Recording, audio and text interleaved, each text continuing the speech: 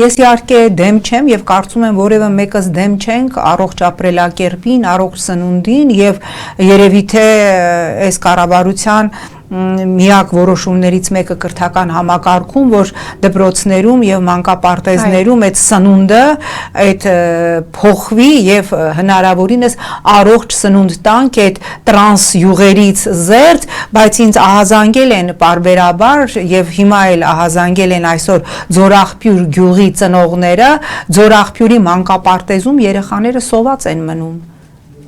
Գիտության, կրթության, չգիտեմ ինչի նախարար եւ բազմաթիվ մանկապարտեզներում ձեր նոր սննդակարգի արդյունքում երեխաները սոված են մնում, ավելին ինչի եք Ձորաղբյուրի պետական մանկապարտեզից յուրաքանչյուր ծնողից գանձում 8000 դրամ, երբ որ պետական մանկապարտեզները անվճար են, վերանայեք այս խնդիրը եւ այո, առողջ սննդակարգի անցնելուց գոնե չափաբաժինները այնպես արեք, որ երեխաները սոված չմնան, կրկնում եմ, բազմաթիվ ծնողներ են ինձ դիմել, որ այս նոր սննդակարգի անցնելուց մանկապարտեզներում երեխաները մնում են սոված,